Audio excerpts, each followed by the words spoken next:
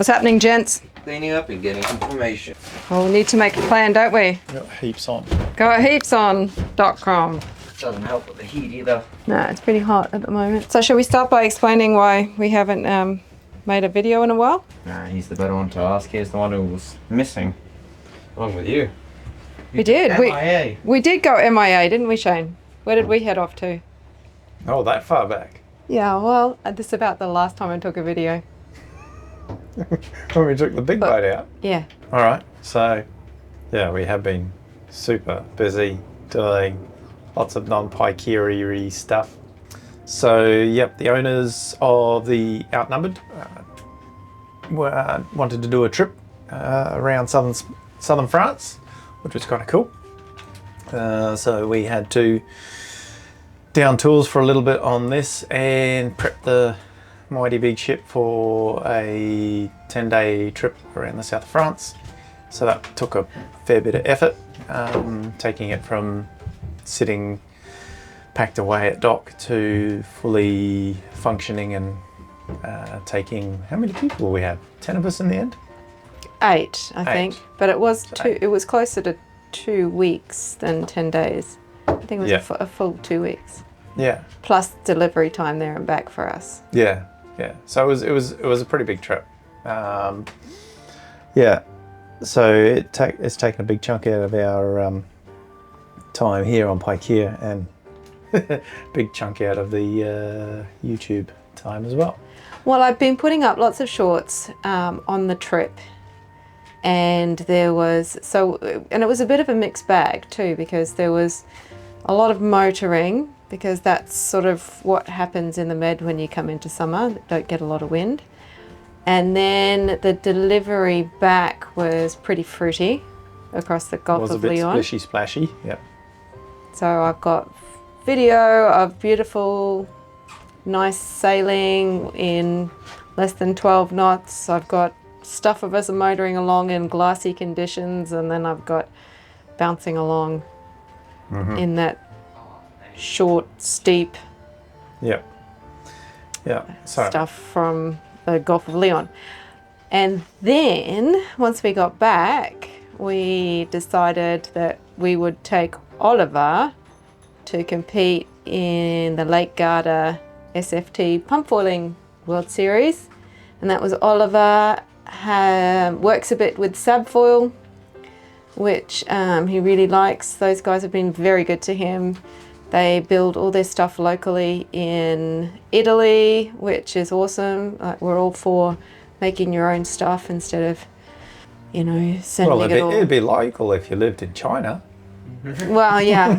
So, But I think they are the only foil producers that There's produce. 3 Is there 3? yeah, there's a bunch of French producers as well. Okay. There's a few producers here in Europe, which is cool. So it's not 100% dominated by the Chinese manufacturing. Yeah, it's only 99%. Yeah, probably. Yeah, and I'm not saying that the Chinese stuff is inferior in any way. It's just good to see local homegrown stuff going on, and it's nice to support that. Yeah. And they've been really good and sent a heap of foils and masts and stuff for Oliver to use for his competition. And you and Oliver designed new pump board. So Oliver built a couple of pump boards, and so Oliver's one was 900 grams, and then he made the tragic error of saying to Shane, that's as light as they can ever get it. And Shane built one for 640 grams. Yeah. Yep. So anyway, Oliver learned a lesson there. Shane couldn't resist the challenge. And then in addition, that was a week before. and that was a week before the event. Yeah. And then in addition to that, I caught Shane designing stuff at midnight and 3D printing things, and he had made Oliver a a new new foil. Stabiliser foil and built that out of carbon. Yeah. So poor old Ollie was on new stuff from Sabfoil, new designed Stabiliser that his dad made, brand new board. So One day before the event. One day before the event. So It wasn't quite that bad, but it wasn't.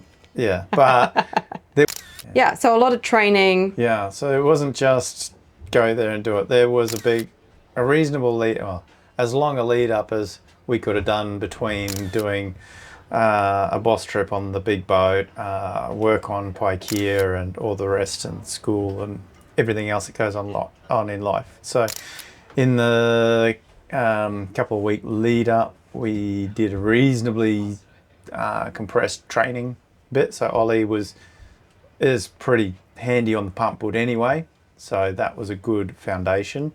What we did was refined it to some race training. So that was focusing on starts, turns, speeds and things like that. And during that training sessions, we were cycling through the equipment that we had from Saab. And we're finding what was the best equipment to use for the type of pumping that he was doing and racing and all the rest of it. So that was choosing front wings, and it came actually down to stabilizers. So he was using his new style board, and he actually used his very new board that I built towards the end. But during the training, we discovered that we needed to move the mast forward, which meant modifications to the new board, literally days before we went. And it also meant a rush design, build and implement of a brand new stabilizer that I designed for Ollie. He did really well. He did extremely well. So he had a win in the youth, so under 19s. That was all him. He cleaned up in that area. Yeah, you dominated Ollie. Yeah, but he also gave the open men's a good run for their money. So he ended up 4th overall. So he was not far off podium with the open men's as well. So it's, yeah, he's in a very, very good position to evolve. And so we're looking at changing equipment because we had no idea where everyone else was at, whether the equipment he was running was going to be good enough or whether it needed to move to be more competitive. Well, we're sticking with Sabfoil though, and I think they are going to work with you a bit with designing foils and things, which is super exciting. Yep.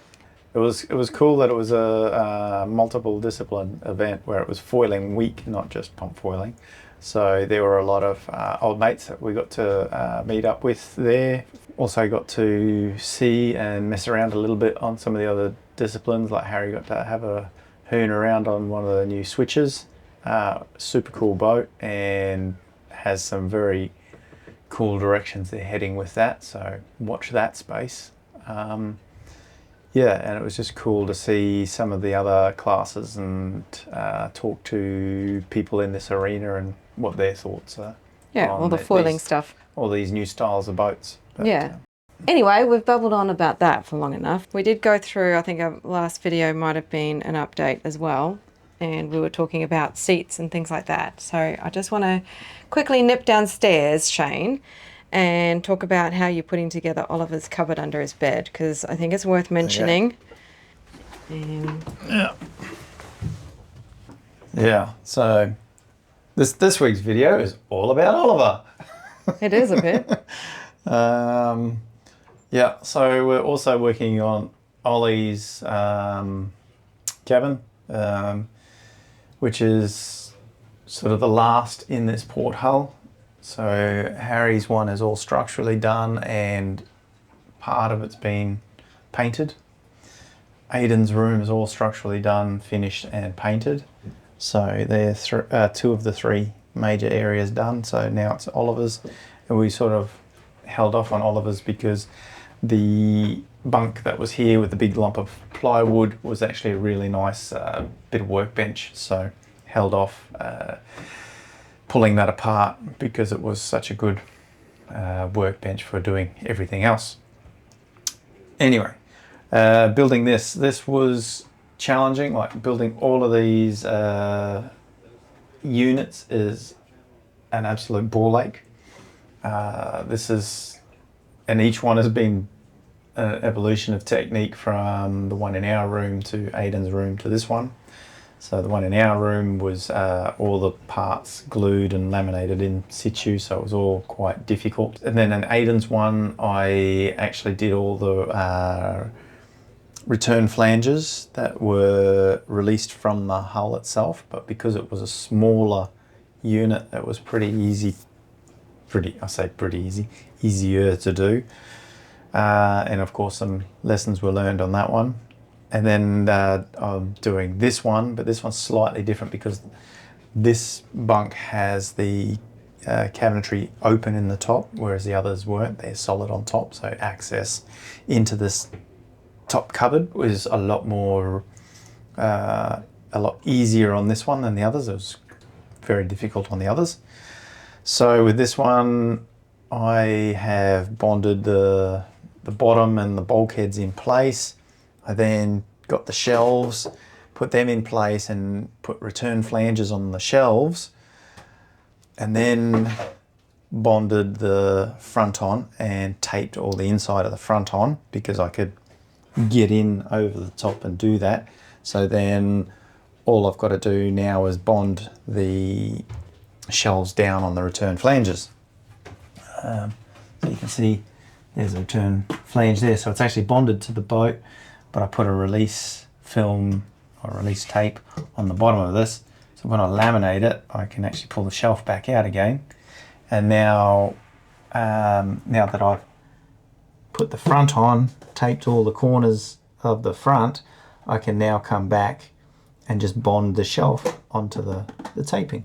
So return flanges are cool things. Yeah. So. Front's infused, and we've used that is it the 10 mil or 15? 10 mil. 10 mil. And it's the furniture foam. And you've worked out a way to deal with that you're not sucking in all the extra resin. Is that right? Or is it still quite thirsty? It's still reasonably thirsty. Some sheets are better than others because it is all the sort of scraps that's glued together. The regularity of it is not as good, but it was also at a very good price. So yeah, well, I was just going to mention it's something for if people are going to do it, something to be aware of. But it's more than good enough for what this is. It's just painful that I've got to carry an extra kilo per square metre. Yeah, you poor thing. Yeah. So in the boat, we're probably carrying 3 extra kilos of resin. So and then tell me how you're going to do the bed base. Because we've got all those extra big C-Tech buttons, but you're not going to use them, are you? The kids are super keen for you to use that. No, it's super heavy though, that's the only issue.